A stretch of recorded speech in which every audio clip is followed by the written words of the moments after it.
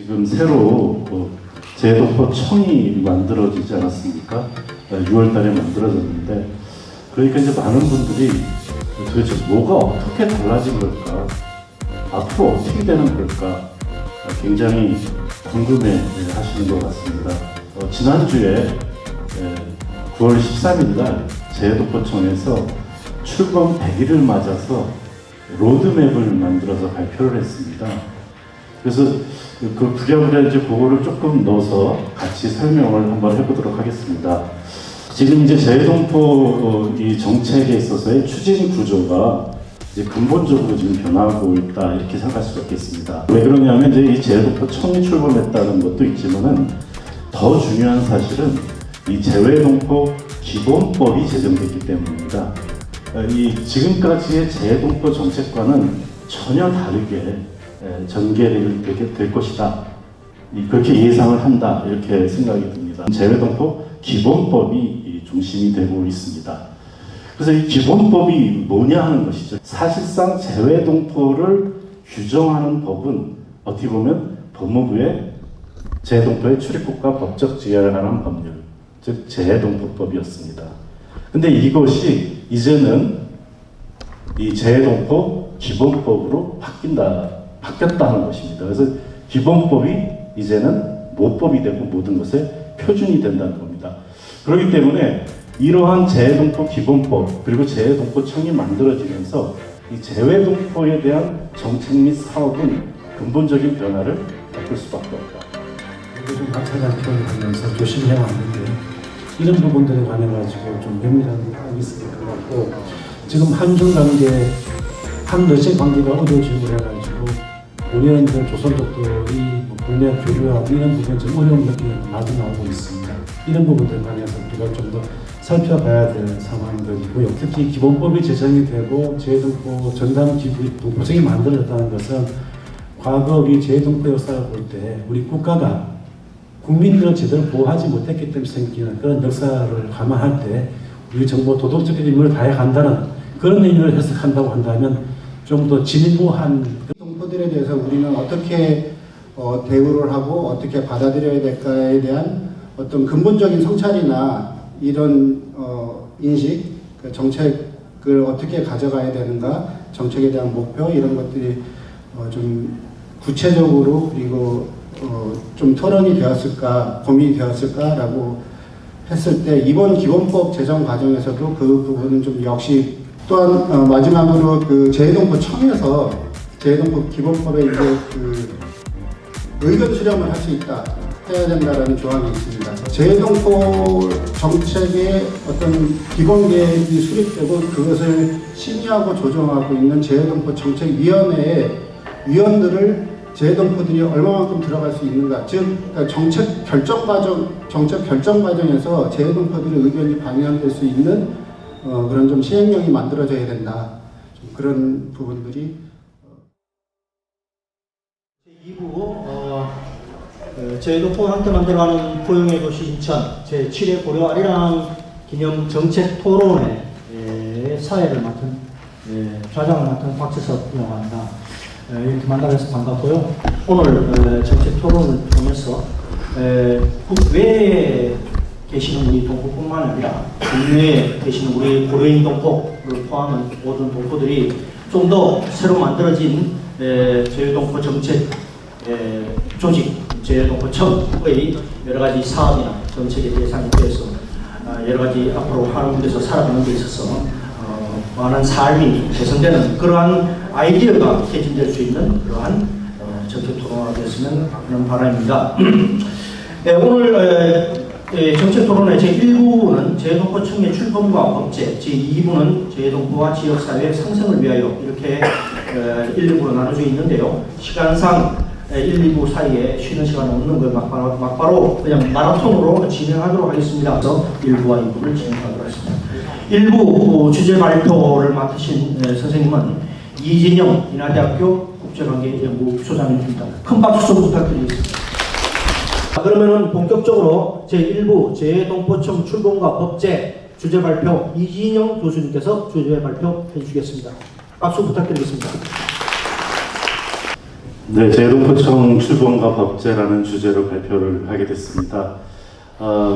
원래 저한테 이제 주어진 주제랑 또 시간이 조금 달라서 이 원고를 마련했습니다만은 오늘은 PPT로 좀 발표를 하도록 하겠습니다.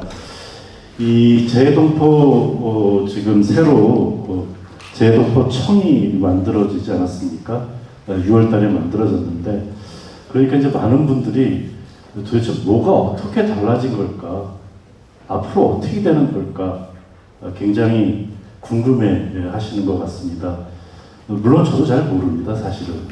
그 왜 그러냐면은 지금 출범한 지가 6월 달에 출범했잖아요. 그리고 아직도 그 직원들을 다 뽑지를 못한 상태입니다. 그러다 보니까 구체적으로 어떻게 나간다 하는 것이 많이 나와 있지는 않다 이렇게 얘기할 수도 있겠습니다만은 이 원고를 보내고서 지난주에 9월 13일 날 재동포청에서 출범 100일을 맞아서 로드맵을 만들어서 발표를 했습니다. 그래서 그 부랴부랴 이제 그거를 조금 넣어서 같이 설명을 한번 해보도록 하겠습니다. 지금 이제 재동포 이 정책에 있어서의 추진 구조가 이제 근본적으로 지금 변하고 있다 이렇게 생각할 수가 있겠습니다. 그럼 왜 그러냐면 이제 이 재동포청이 출범했다는 것도 있지만은 더 중요한 사실은 이 재외동포 기본법이 제정됐기 때문입니다. 그래서 이 기본법은 5월 9일 날 제정됐는데요. 아직 실행되고 있지 않습니다. 11월 달부터 시행될 예정입니다. 현재.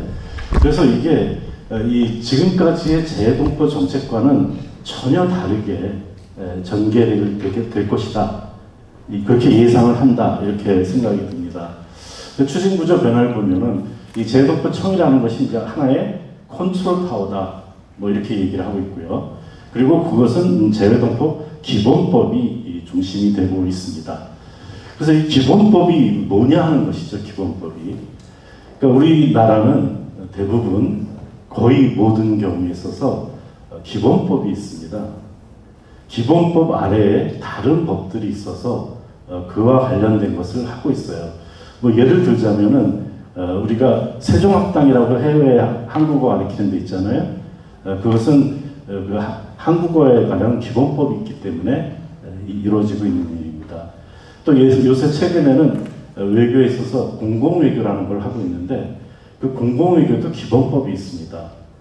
그런데 이 재외동포에 있어서는 기본법이 없었다는 거죠, 지금까지.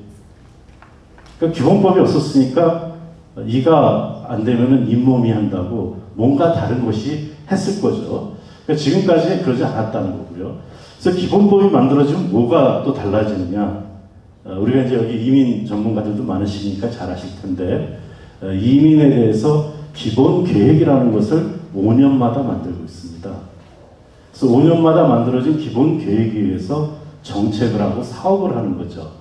또 예산이 따라오고 그렇게 돼 있습니다. 우리나라는 민주주의 국가이기 때문에 그러한 법제를 꼭 갖춰야 되는 것이죠. 그 면에서 봤을 때 재외동포 기본법이 없었다는 것은 어떻게 보면 재외동포 정책이 제대로 된 법제가 마련되지 않은 채로 왔다 갔다 했다. 이렇게도 이해할 수가 있겠습니다. 그렇기 때문에 지금 기본법이 만들어지면 기본 계획이라는 것을 하게 되고 매년 또 연차 시행 계획이라는 것도 하게 되고요. 또 돈에 관련된 예산에 대한 집행 계획도 중장기 계획도 만들 수 있고 다양한 계획들을 세우게 됩니다. 그러니까 계획을 세워서 한다는 것과 계획이 없이 한다는 것은 다르겠죠.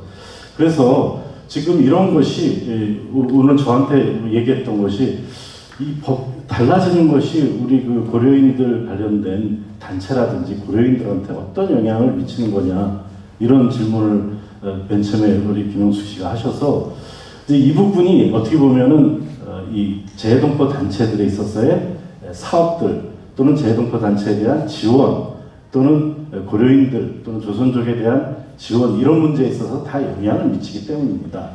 지금 뭐 잘 보이진 않습니다만 우리 이 보시면은 지금 자료집에 나와 있는데요. 자료집에 지금 몇 페이지인가요? 지금 9페이지인가에 나와 있습니다. 이 재외동포 관련 국가 법령은 이건 이제 우리 법령집에서 12페이지라고 하시네요. 지금 나와 있는데 여기에 이제 그 고려인 동포에 관한 체류 자격 및 정착 지원을 위한 특별법, 고려인 동포 합법적 체류 자격 지원 및 정착 지원을 특별법 시행령, 사할린 동포에 대한 법, 사할린 동포에 대한 시행령, 시행 규칙, 그 다음에 재해동포 기본법, 재해동포의 출입국과 법적 지위에 관한 법률, 그리고 이제 법적 지위에 관한 법률이 시행령, 시행규칙 이렇게 나와 있습니다. 그러니까 지금 이게 이제 재해동포 관련 국가 법령으로 이번에 재해동포 기본법이 만들어지면서 우리 법제처의 홈페이지에 나와 있는 내용입니다. 그래서 지금 보시면은 여기에 이렇게 돼 있죠? 기본법이. 그리고 이제 또 지금 새로 바뀌었습니다. 그런데 또 이 법만뿐만 아니라 다른 다양한 법들이 있습니다. 우리가 이제 외교부가 지금 재해동포 기본법이 있다고 할 수 있고요. 고려인 동포법, 사할린 동포 조금 전에 얘기했죠. 법무부의 재해동포의 출입국과 법적 지위에 관한 법률이 있고 또 법무부의 제한 외국인 처우 기본법이라고 있습니다. 이것은 우리나라에 들어있는 외국인, 사실은 이민 정책과 관련된 법이라고 할 수 있겠습니다. 교육부도 있고요, 문체부도 있고 외국인 노동자에 대해서는 또 고용노동부에서 또 이 파독강부 간호사 조무사 우리 동포들인데 이에 대한 것도 노동부에서 하고 있습니다. 그리고 이제 국제보건의료재단법 보건복지부는 입양아에 대해서 하고 있는 겁니다. 그리고 이제 공직선거법 등이 있는데 이런 것들이 지금까지는 이제 다양한 법제가 다양한 부서에 나눠져 있었다는 거죠. 나눠져 있으면서 사실상 재외동포를 규정하는 법은 어떻게 보면 법무부의 재해동포의 출입국과 법적 지위에 관한 법률, 즉 재해동포법이었습니다. 근데 이것이 이제는 이 재해동포 기본법으로 바뀌었다는 것입니다. 그래서 기본법이 이제는 모법이 되고 모든 것의 표준이 된다는 겁니다. 그렇기 때문에 이러한 재해동포 기본법 그리고 재해동포청이 만들어지면서 이 재외동포에 대한 정책 및 사업은 근본적인 변화를 겪을 수밖에 없다 하는 것입니다. 그래서 지금 재해동포청이 설립이 됐는데요. 사실 이 설립하기 위해서 30년 전부터 많은 분들이 노력을 하셨죠. 그래서 여기서 이제 재해동포청 직제가 만들어지면서 이제 재해동포청이 설립됐는데 여기 보면은 뭘 하는 데냐? 재해동포 정책의 수립 시행, 재해동포 및 재해동포 단체에 대한 지원 서비스 정책의 이행에 관한 사무를 관장하여 재해동포 정책의 전반을 담당한다 이렇게 규정을 하고 있습니다. 그래서 지금 구조상으로 보면은 청장이 있고 차장이 있습니다. 그리고 이제 그 옆에 광화문에 있는 재해동포 서비스 지원센터라고 있고요. 그리고 이제 예산이라든지 이런 걸 담당하는 기획조정관이 있고 운영지원과가 있고 사실상 실무적으로 국이 두 개가 있는 겁니다. 재해동포 정책국과 교류협력국이 있습니다. 그래서 재해동포 정책국 내에 재해동포 정책과 동포지원 제도과 미주유럽 동포과 아주 러시아 동포과 이렇게 어떻게 보면은 재해동포 정책 일반과 지원뿐만 아니라 지역으로 지금 나눠서 있죠. 그다음에 교류협력국에는 이제 협력 총괄, 교육 문화에 대한 부분, 4세대 동포 경제인 네트워크 이렇게 돼 있습니다. 그래서 이 재해동포청 구조는 어떻게 보면은 재해동포청 만들 때 우리 한인회장대 때 이럴 때 보면은 동포들이 원하는 것이 민원사항이 굉장히 많았습니다. 가령 국정 문제, 복수국조, 자녀들의 군대 문제, 또는 세금 문제, 연금 문제 이런 다양한 문제들이 있거든요. 이제 그런 문제들을 원톱 서비스로, 원스톱 서비스로 해결하기 위해서 만든 것이 서비스 지원센터입니다. 그래서 여기서 이제 디지털로처럼 이렇게 얘기가 나와 있고요. 그리고 조금 전에 얘기한 대로 이제 재해동포 정책과 교류협력국 두 개를 지금 운영하고 있다는 겁니다. 이 보면은 재해동포 정책국은 여기에 조금 전에 얘기한 대로 지역적 특수 상황을 고려하여 정책을 수립 집행한다는 것이고요. 교류협력국은 이제 한국어 및 역사 문화 등 교육을 담당하는 것, 그리고 차세대 소외동포를 담당하는 동포입군과 경제 네트워크가 이렇게 지금 돼 있다는 거죠. 여기에 또 하나 재해동포청 아래에 재해동포 협력센터라는 것이 만들어져 있습니다. 현재 양재동의 외교센터에 있는데요. 여기서는 뭐냐 하는 거죠. 이것이 이제 별도의 재단법인으로 만들어서 재동포에 지원하기 위한 센터다. 그래서 지금 세 가지를 얘기를 하고 있습니다. 초청 연수, 교육, 문화, 홍보 사업, 이주 역사에 대한 조사, 전시 사업, 박물관 같은 것도 해당되겠죠. 국가 또는 공공기관에 위탁받은 사업, 이렇게 지금 돼 있다는 거죠. 그래서 지금 여기 센터도 보면은 센터의 현재 센터장으로 이제 김영근 재동포 재단 이사를 하셨던 분께서 센터장에 가 계시고요. 그 아래에 지금 다양한 부서들이 이렇게 있다는 것입니다. 그러니까 지금 재동포청이 만들어지고 그 아래에 센터가 만들어지고 또 광화문에 서비스 센터가 만들어지고 이런 구조로 되어 있고요. 이것이 지금 이제 출범을 했지만은 아직 확실하게 확확 나가고 있지 않기 때문에 뭐라고 평가하기는 좀 어려운 상황이라고 할 수 있겠습니다. 그러면서 이 기본법에 대한 것이 중요하게 나온다는 거죠. 여기 기본법에서는 어떻게 보면 재동포에 대한 정의를 시도를 했습니다. 예전에도 재동포에 대한 정의가 법마다 달랐습니다. 근데 이제는 재동포 정의를 확실하게 한 것인데 여기서 이 대한민국 정부 수립 전에 국외로 이주한 사람을 포함하고 그 직계 비속으로서 대한민국 국적을 가지지 않은 사람 이렇게 하면서 사실은 대상에 있어서 혈연적으로 한민족뿐만 아니라 그러니까 우리 고려인 동포가 우즈베키스탄 사람 또는 러시아인들과 결혼해서 그 자녀가 하프 이렇게 될 수도 있겠죠.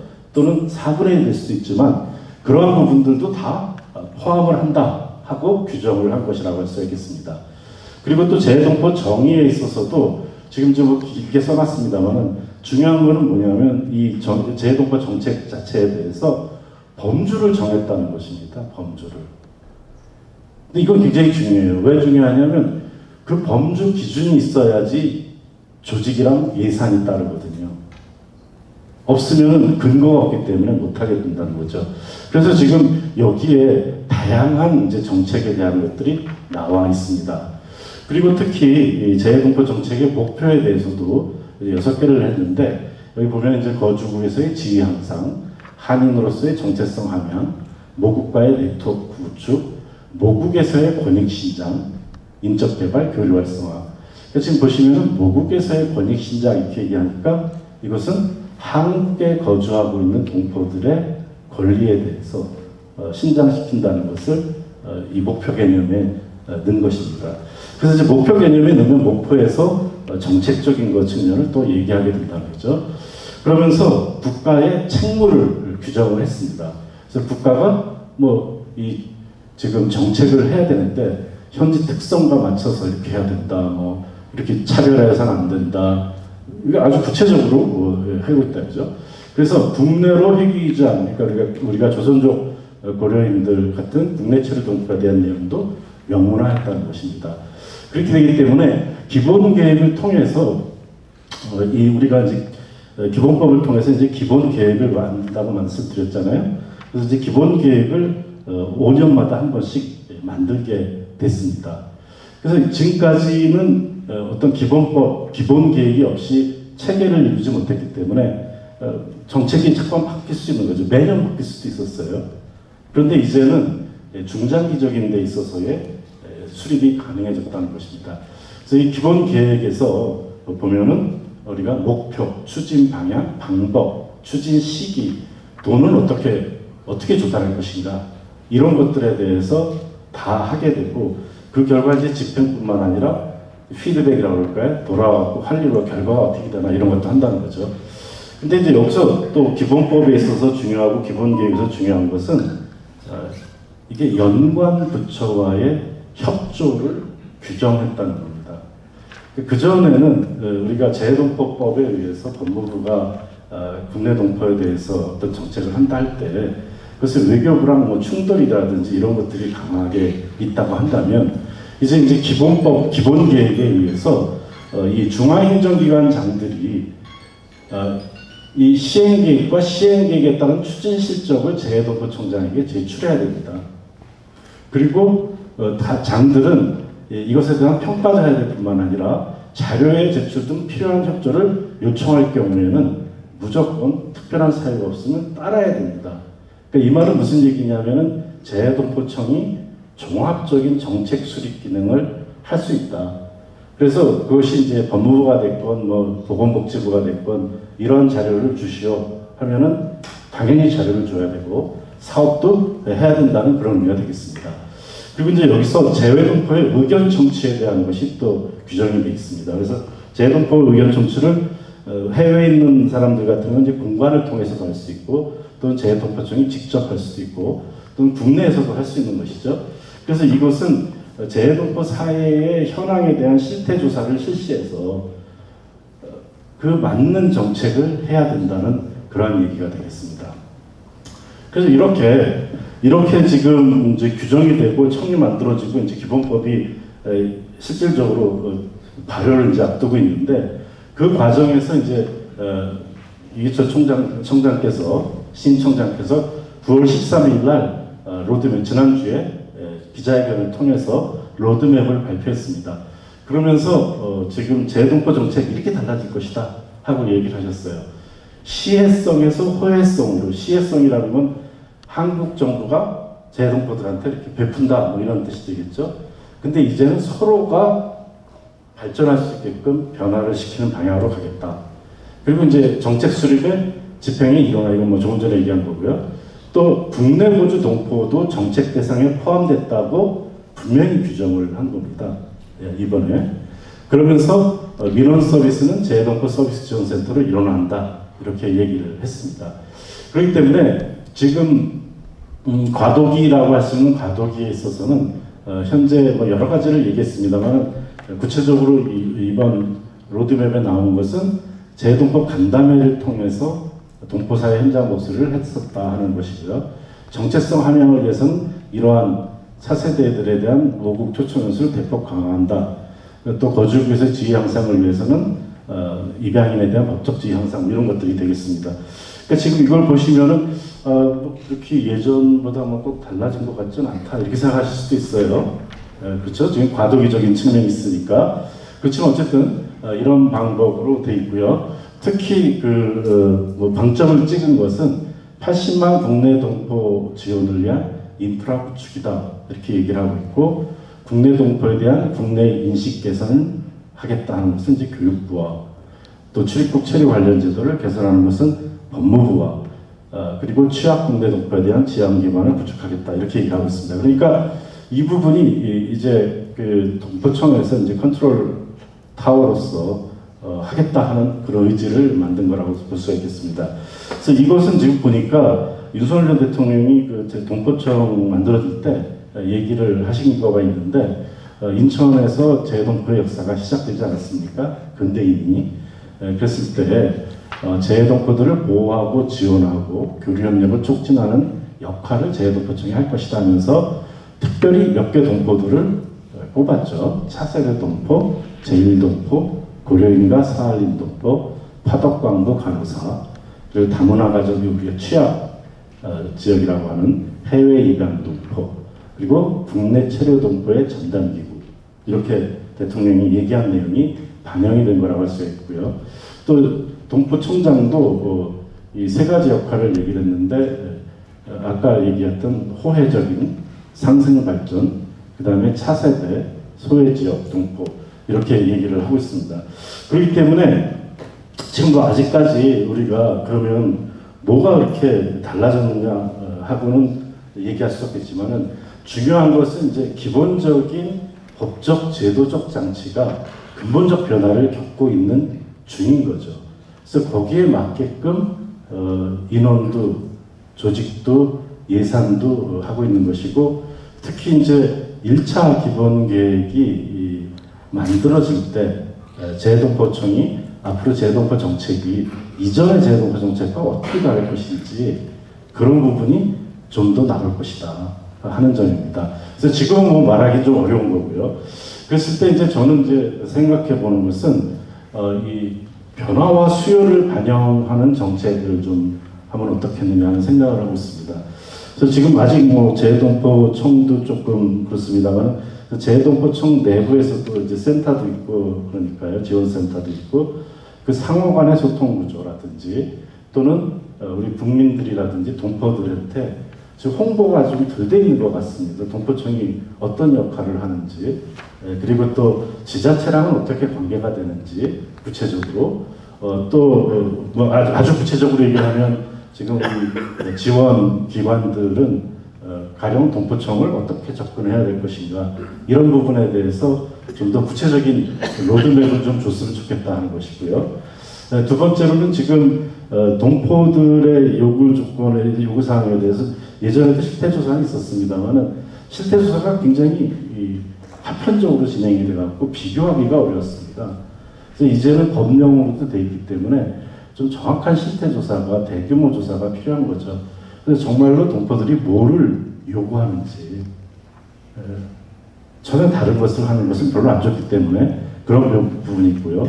또 하나는 이 거주국별 집단별로 다 상황이 다릅니다. 그러니까 제일 동포들 상황과 지금 중국 동포들의 상황, 중국 동포들도 국내에 있는 중국 동포들 상황 다 다르기 때문에 그에 맞춰서 이제 해야 되는데 문제는 이것이 이제 외국적 동포 같은 경우는 외국적 동포니까 그 나라와의 외교 관계랑 연관이 돼 있습니다. 그렇기 때문에 이제 이 부분도 굉장히 고려를 해야 될 것 같고요. 그래서 재동포 공공위기 활성화, 뭐 국내 거주 동포의 시각 변화 이렇게 되어 있는데 이 시각 변화도 굉장히 중요하다고 생각합니다. 우리가 이제 재동포 법에서 그리고 이제 이민 정책에서 각처에서 사회를 보시는 서장님도 참여를 하셨습니다만 기본 계획에서 이제 국내 거주 동포에 대한 부분이 들어간 것은 사실상 3차 기본 계획부터 들어갔고 이번 이제 4차 기본 계획식인데 이민 정책에서는요 그 부분이 이제 아직도 명확하지가 않은 채로 돼 있죠. 그런데 지금 이 외교부의 이제 재외 동포 기본 계획은 이제 1차를 앞으로 앞두고 있다는 거죠. 그런 면에서 봤을 때 좀 더 동포 사회를 국내에 있는 동포 사회에 대해서 시각을 좀 제대로 가져야 되지 않을까 이런 생각을 하고 있습니다. 그래서 기본법 기본 계획들이 만들어지고서 이제 이민 정책이건 공공의이건 여러 가지 사항들을 제가 보니까 첫 기본 계획에서는 이 인프라를 까는 것이 굉장히 중요하더라고요. 제도적인 인프라. 그러니까 인프라라는 게 법제가 지금 이미 만들어져 있잖아요. 거기서 어떤 관련을 맺을 것이냐.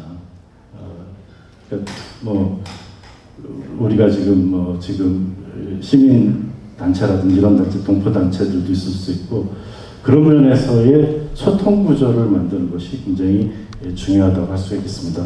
그래서 지금 뭐 제가 18분 정도 이 말씀을 드렸는데 어떻게 보면 지금 저한테 주어진 과제입니다만은 지금 뭐라고 말씀드리기가 어려울 정도로 아직은 특별히 나온 것이 없기 때문에 전체적으로 크게 변화한 모습 그것을 이제 재동포 기본법과 재동포 청에 있어서의 조직 구조 속에서 말씀드렸습니다. 네, 감사합니다. 발표드렸다시피 제일 큰 변화는 국내 체류하는 동포들을 위한 인프라를 만들어내고 그에 관련된 여러 가지 수요를 앞으로 정책으로 담아내겠다 하는 겁니다. 그래서 앞으로 이 일을 하는 데 있어서 또 우리 재동포 관련된 이 기본 계획 만드는데 아마 우리 이진영 교수님께서도 큰 역할을 앞으로 할 것으로 분명하게 생각합니다. 그러니까 오늘 이 정책 토론을 통해서 우리 동포들이, 고려인 동포들이 살고 있는 모습들 이런 것들을 좀 더 앞으로 정책적으로 녹여낼 수 있는 그런 역할을 해주십사 크게 좀 바라면서 다시 한번 좀 큰 박수 좀 부탁드리겠습니다. 그러면 발제에 대해서 토론을 진행하도록 하겠습니다. 토론은 우리 먼저 첫 번째 토론 전 재동포재단 기획실장이셨던 황광수 선생님 맡주시겠습니다. 네, 박수 부탁드립니다. 네, 한광수입니다. 이진영 교수님께서 좋은 말씀 하셨기 때문에 좀 중복된 내용은 빼고 그렇다면 이런 이제 지원 구조의 변화가 있으면 실질적으로 국내와 해외에 계신 동포들 또 동포 관련 여러 가지 지원 활동하고 있는 여러분들한테 가시적인 어떤 변화가 구체적으로 나올 것 하는 그 기대치에 대해서 제가 좀 말씀을 드려보겠습니다. 먼저 좀 말씀하시면 단기간 내에 이런 지원 구조의 변화가 있어도 재동포들이 기대하는 사실 성과는 단기간 내에 만들어지기 좀 어려울 것 같다. 그 이유는 첫째, 현재 이 지원구제편의 가장 핵심이 되는 재외동포청이 아직까지 그 자리를 잡아가는 과정이고, 두 번째는 재외동포 여러 가지 지원 사업을 담당했던 기존의 조직은 재외동포재단이라는 민간 조직이었습니다. 근데 이게 정부 조직으로 바뀐 거예요. 그렇다면 이 정부 조직에서 재외동포 관련 사업을 어떻게 해야 될지 하는 부분들이 명확히 정리가 되어야 되는데, 그러기 위해서는 아까 인정 교수님 말씀하신 것처럼 재외동포 사회에 대한 종합적인 실태 조사가 있어야 될 것이고, 그 실태 조사를 바탕으로 해서 정책과 구체적인 시행 계획이 수립돼야 되는데 아직까지 그것이 아주 정립이 안 돼 있죠. 그런 과정에 시간이 소요될 것으로 보고 있습니다. 그리고 두 번째는 재외동포 관련 사업은 재외동포 청에서만 하는 것이 아니고 법무부, 고용노동부 여러 가지 정부 부처 관련되어 있습니다. 그리고 이 사업들은 각 부처의 고유한 법이라든가 각 부처의 목표에 따라 시행됐기 때문에 사실 면밀하게 촘촘하게 연결되지 못하고 독자적으로 시행된 면이 있었습니다. 앞으로 재외동포청이 재외동포기본법을 근거로 해가지고 시행계획에 또는 시행 실적에 대한 내용도 받아보시지만 그래도 과연 기대한 만큼 이루어질 수 있을 것인가 하는 부분들은 좀 지켜봐야 될 것 같습니다. 그런데 재외동포 관련 사업 성과는 이런 여러 부처들과 지방자치단의 긴밀한 협력이 필요하기 때문에 이런 것들이 정립될 때까지는 조금 시간이 소요될 것 같다는 부분들이고요. 세 번째는 우리 재외동포가 지금 한 730만 명, 2021년도 기준입니다. 730명인데 그 중에 약 한 251만 명 정도, 한 65.7% 외국적 동포입니다. 따라서 외국적 동포에 대해서 한국 정부 조직이 재정 지원한다든가 또는 사업을 직접 시행한다는 부분에 관한 거주 동포 정부에서 어떻게 반응을 보일 것인가 하는 부분들에 대해서 아직 의문시되고 있습니다. 기존에는 아마 그런 문제들을 외교적 관찰이라는 표현을 하면서 조심해 왔는데 이런 부분들에 관해 가지고 좀 면밀한 파악이 있을 것 같고, 지금 한중 관계, 한러시아 관계가 어려워지고 해가지고 고려인들, 조선족들이 국내 교류하고 이런 부분 좀 어려움을 느끼는 말도 나오고 있습니다. 이런 부분들에 관해서 우리가 좀 더 살펴봐야 될 상황들이고요. 그리고 마지막으로 네 번째인데, 재외동포 정책이 수립된다 하면은 그 실천 구체적으로 이제 시행하는 것이 사업으로 실천이 됩니다. 근데 사업에는 반드시 재정이 수반됩니다. 근데 현재 지금 올해 국내 세수라든가 재정 사정을 본다면은 작년에 비해서 많이 어려운 점이 많이 있는 것 같아요. 그리고 또 국내 내역적으로 본다면은 국방이라든가 국내 국민들 복지, 안전 이런 문제에 대해 가지고 굉장히 예산이 많이 소요되고 있는데 재외동포 정책 지원 예산이 과연 어느 순위에 매겨질 것인가, 그에 따라 국가 재정의 배치가 좀 달라질 것 같습니다.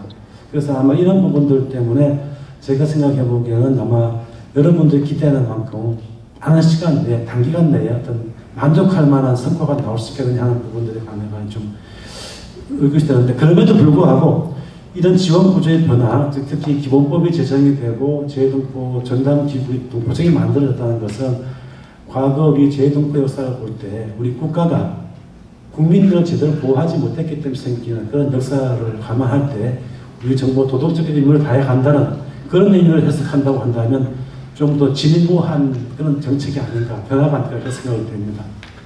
시간 말씀하셨기 때문에 이것으로 말씀 마치겠습니다. 네, 감사합니다. 한강수 우리 전 재외동포재단 기획실장이셨던 선생님, 평생을 우리 재외동포재단 업무를 맡으셔서 그것도 또 퇴직 전에는 재외동포재단의 중추신경, 가장 브레인, 핵심적인 역할이셨던 기획실장까지 하시면서 동포들을 위해서 많은 노력을 하셨습니다.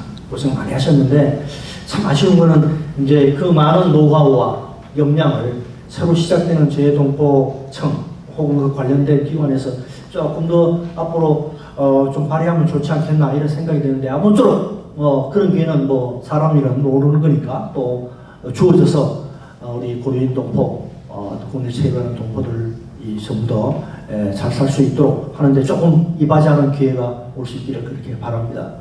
감사합니다. 다음으로는 우리 멋진 중절모로 쓰신 우리 지구촌 동포연대 최상구 대표님 큰 박수 좀 부탁드리겠습니다. 네, 반갑습니다. 모자만 멋진 최상구입니다. 좀 크게 세 가지만 좀 말씀드리고 드리도록 하겠습니다. 그러니까 재해동포 기본법이 제정이 되고, 그리고 재해동포 청이라고 하는 재해동포 전담기구가 올해 다 만들어졌는데요.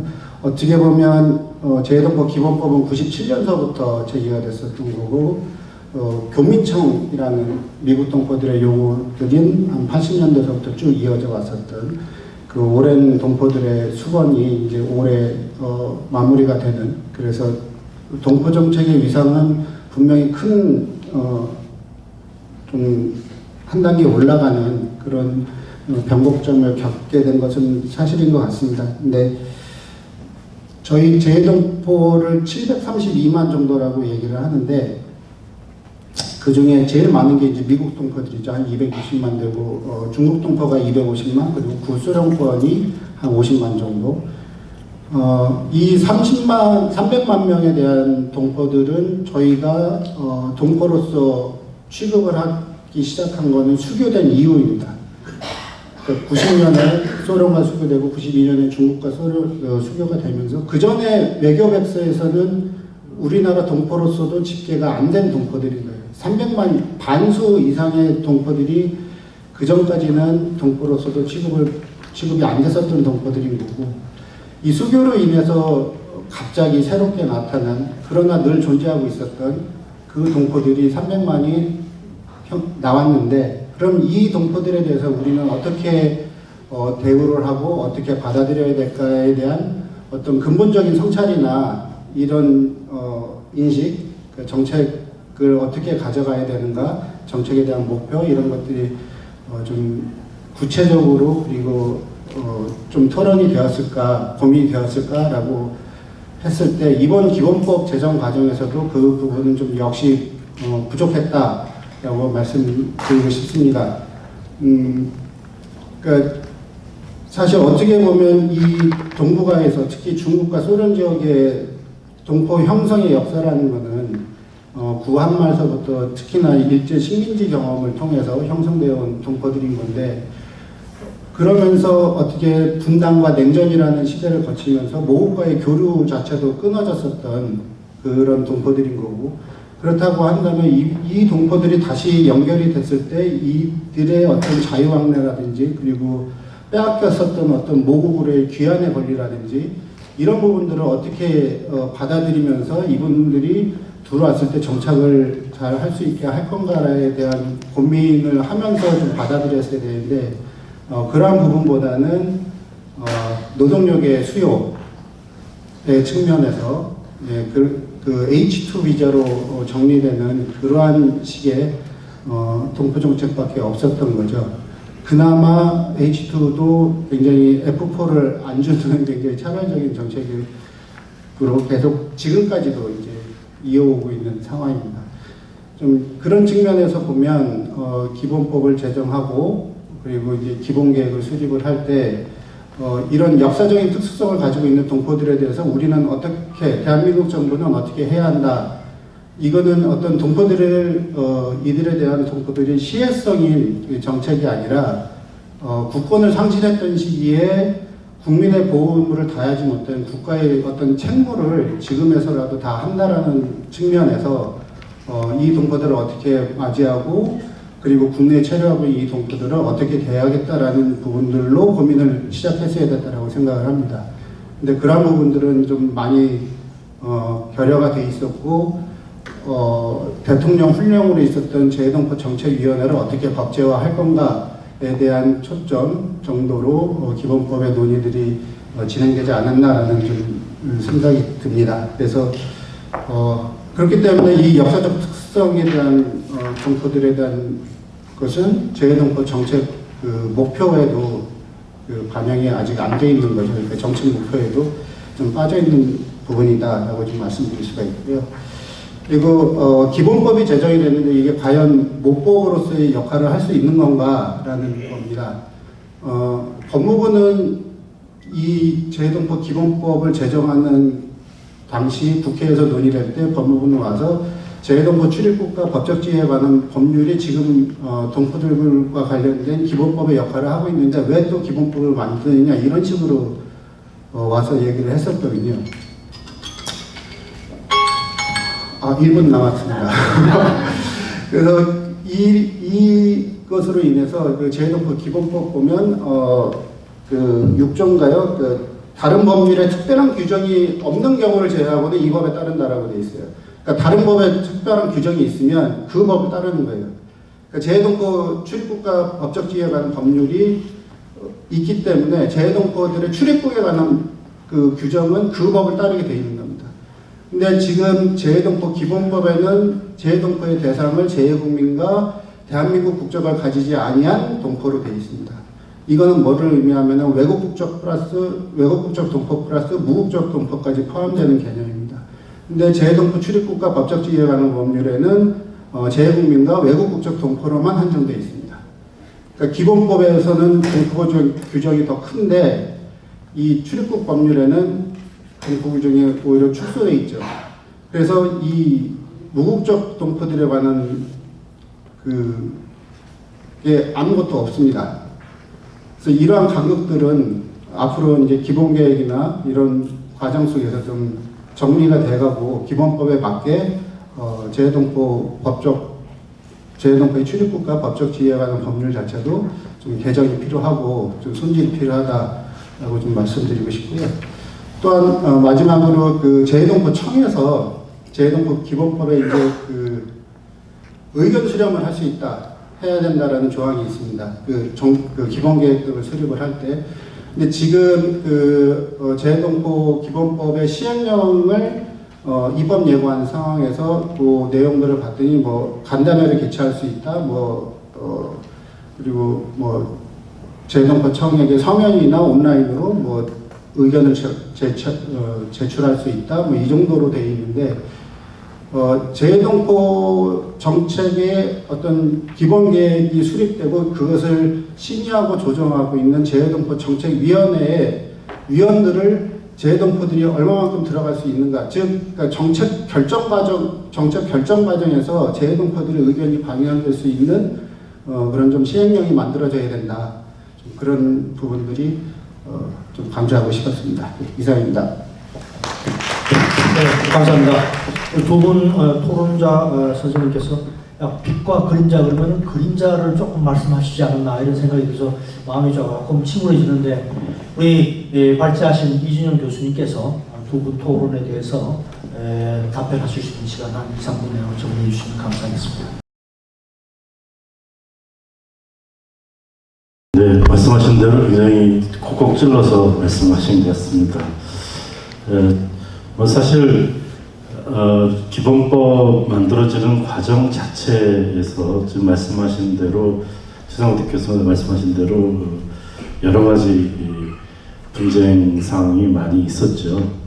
그런데 지금 어쨌든 정리상으로 모법으로서 재해동포 기본법이 규정이 된 것은 분명합니다. 근데 이것이 앞으로 지금 말씀하신 대로 재해동포법처럼 다른 법률을 따르는 거가 될 것이냐 하는 문제는 이건 약간 기량관계라고 할까요? 부처 간의 문제도 있을 것이고 기본적으로는 그렇지만은 재해동포 기본법을 따를 거라고 생각을 합니다. 왜 그러냐면은 지금 그 재해동포법 같은 경우도 출입국 관련돼서 어떻게 보면 시행령, 심지어는 시행규칙도 아닌 여러 가지 자의적 판단에 의해서 많이 중국 조선족 동포들에 대한 것을 했었기 때문에 이 부분에 있어서 오히려 권리를 위해서는 좀 더 기본법에 충실하게끔 만드는 것이 좋다 생각을 하고요. 그 마지막에 말씀하신 내용은 굉장히 중요한 내용인데 이 기본법에서 지금 재해동포정책위원회가 사실상은 최고정책의사결정 기구인데 외교부 장관의 산하에 있게 돼 있고 재해동포청에는 실무위원회가 만들어지게 돼 있습니다. 그래서 실무위원회는 지금 재해동포들을 굉장히 많이 늘 생각인 걸로 알고 있고요. 그런데 재해동포 정책위원회가 지금까지는 뭐 1년에 많이 열리면 2번, 대부분 1번 열리고 실질적 역할을 하지 못했었기 때문에 이번 이제 기본법에서 실제적인 역할을 할 수 있을 것이냐 하는 문제 플러스 그 다음에 재해동포 정책위원회 자체가 지금도 이제 해외 동포들도 계십니다만은 실제적으로 그 정책에 있어서 외국적 동포분들을 위원회에 드릴 수가 있느냐는 문제가 또 있습니다. 그래서 그런 부분들이 좀 쟁점적으로 남아있다는 것입니다. 이 역사적 특수성 국가의 책무에 대해서는 뭐 정말 저도 그건 동일하게 생각을 하고요. 독일인이라고 하는 개념으로 러시아, 그러니까 소련 지역에 있었던 독일인들에 대해서 다 귀환할 수 있는 권리를 주지 않았습니까? 그래서 그런 방식이 좋다고 생각해서 저도 뭐 계속 주장을 했습니다만은 제 말을 듣는 건 아니니까. 그렇지만은 이 부분에 있어서 앞으로 그 기본 계획이 어떤 식으로 좀 반영이 될 수 있을까 좀 굉장히 좀 생각을 해봐야 될 문제라고 생각하고, 이게 그 한인들 그 재외동포의 개념 변화랑 연관이 돼 있다고 생각합니다. 그래서 좀 더 진보적으로 얘기해서 한인들에 대해서 지금 후손들에 대해서 3세권, 4세권 이런 개념이 없어졌고, 또 종족적, 인종적 이런 구분이 지금 없어지지 않았습니까? 그러니까 한인은 굉장히 확대한 상황으로 돼 있는데, 이것이 실제적인 법으로 어떻게 좀 더 규정이 돼서 또는 계획에 나타날지는 좀 봐야 될 것 같다는 생각이고요. 그래서 한광수 말씀하신 대로 뭐 우리 재단과 함께 우리 재동포 정책에 살아있는 전서이신데, 그래서 굉장히 그 구체적이고 중요한 말씀을 하셨는데, 저도 지금 여기에 그 예산 부분이 지금 이제 내년 예산이 이미 지금 잡히고 있지 않습니까? 근데 원래 이제 기본법 만들어지고 그러면 중기재정 계획을 세워야 되는데 아직까지 그 부분이 움직임이 없는 상태죠. 그래서 그 한광수 선생님의 말씀이 다 동의한다. 그러냐면 한 1, 2년은 아무런 뭐가 없이 지나갈 수도 있다. 근데 이제 그래도 그 법제상, 구조상, 정책의 구조라든지 인프라를 까는 데 있어서는 큰 변화가 있을 것이고, 그것이 이제 동포들한테는 별로 피부가 느껴지지 않을 거라고 생각합니다. 근데 그거는 어느 기본법이나 다 그런 과정이 있었기 때문에, 물론 그 ODA 같은 개발협력에 관련된 해외 원조에 대한 것은 정책 의지가 너무 강했기 때문에 그것은 확실하게 나타났습니다만은, 만약에 뭐 우리 대통령께서 재해동포에 대해서도 계획이랑 상관없이 통 크게 이렇게 확 지원하겠다 이러시면 달라질지 모르겠지만, 기본적으로는 큰 틀에서 앞으로 한 1, 2년은 좀 조용하지 않을까 하는 생각을 합니다. 네, 오늘 발제해 주신 이진영 교수님, 그 다음에 전 재해동포 재단교회 실장이시던 한광수 실장님, 그 다음에 지구촌 동포연대 최성원 대표님께 다시 한번 큰 박수 부탁드립니다. 이 주제는 우리가 전문가들이 앞으로 좀 더 시간을 좀 마련해서 좀 더 시간을 가지고 좀 개진하고 정부에 또 새로 만들어진 재해동포청에 좀 전달할 수 있고 민간의 목소리를 조금 더 내야 되는 부분이 아닌가, 그런 생각이 좀 듭니다. 오늘 한 3, 40분의 시간으로 이 이슈를 우리가 소화하기는 너무나 조금 중요한 이슈다, 이런 생각이 드는데요. 어쨌든 그런 기회를 다시 한번 기약하면서 제2부로 넘어가도록 하겠습니다. 2부는 재해동포와 지역사회의